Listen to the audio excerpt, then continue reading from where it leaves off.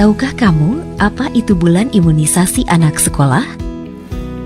Bulan imunisasi anak sekolah adalah kegiatan nasional meliputi pemberian imunisasi pada anak usia SD, MI, atau bentuk lain yang sederajat yang dilaksanakan 2 kali setahun, setiap bulan Agustus untuk imunisasi campak rubella dan HPV, serta pada bulan November untuk imunisasi DT dan TD. Kegiatan BIAS bertujuan memberi imunisasi kepada anak usia sekolah agar terhindar dari penyakit campak, rubella, tetanus, difteri, dan kanker leher rahim. Apa saja jenis vaksin yang diberikan dalam pelaksanaan BIAS? Kelas 1 sekolah dasar atau anak usia 7 tahun menerima vaksin campak rubella pada bulan Agustus dan difteria tetanus pada bulan November. Kelas 2 atau anak usia 8 tahun menerima vaksin tetanus difteria pada bulan November. Kelas 5 atau anak usia 11 tahun menerima vaksin human papillomavirus atau HPV dosis 1 khusus anak perempuan pada bulan Agustus dan vaksin tetanus difteria pada bulan November. Kelas 6 atau anak usia 12 tahun khusus anak perempuan menerima vaksin HPV dosis 2 pada bulan Agustus.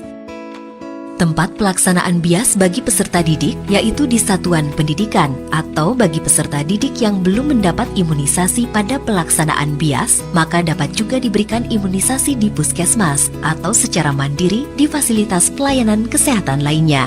Sedangkan bagi anak usia sekolah yang tidak sekolah, tempat pelaksanaan BIAS yaitu di puskesmas, posyandu, pos pelayanan imunisasi atau secara mandiri di fasilitas pelayanan kesehatan lainnya. Alur pemeriksaan status imunisasi. 1. Orang tua atau wali peserta didik mengisi status imunisasi atau data riwayat imunisasi dan kesehatan anak berdasarkan surat edaran pemberitahuan dari sekolah atau madrasah. 2. Data catatan riwayat imunisasi direkap dan diserahkan sekolah atau madrasah ke puskesmas setempat. 3. Puskesmas melakukan analisa terhadap catatan riwayat imunisasi masing-masing peserta didik dan selanjutnya memberikan rekomendasi untuk melengkapi imunisasi bagi yang belum lengkap imunisasinya.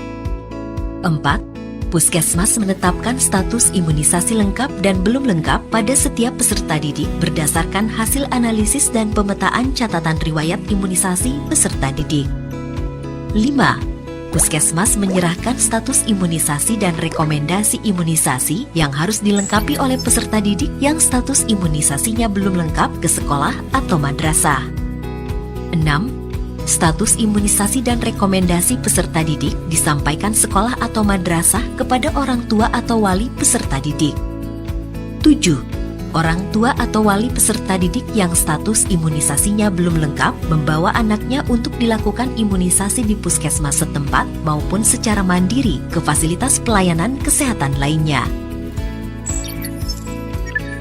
Peran guru dalam pelaksanaan BIAS. 1. Memberikan informasi pada orang tua atau wali atau peserta didik melalui pertemuan orang tua atau wali atau komite sekolah atau surat pemberitahuan yang berisi manfaat imunisasi dalam kegiatan BIAS, tanggal pelaksanaan, serta persiapan peserta didik dalam pelaksanaan BIAS. 2. Membantu memberikan sosialisasi kepada orang tua atau wali atau peserta didik. 3. Memberikan data peserta didik yang menjadi sasaran BIAS dan akan diimunisasi. 4. Membantu menyiapkan ruangan pelaksanaan imunisasi dan ruang tunggu setelah pemberian imunisasi. 5. Membantu mengatur alur pelayanan imunisasi pada hari pelaksanaan BIAS. 6. Membantu pencatatan hasil imunisasi pada kartu imunisasi anak dan atau buku rapor kesehatanku.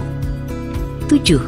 Melaporkan pada petugas kesehatan bila ditemukan kasus diduga kejadian ikutan pasca imunisasi atau KIPI. Yuk pelajari lebih lanjut informasi mengenai BIAS pada laman ditpsd.kemdikbud.go.id/hal/usaha-kesehatan-sekolah.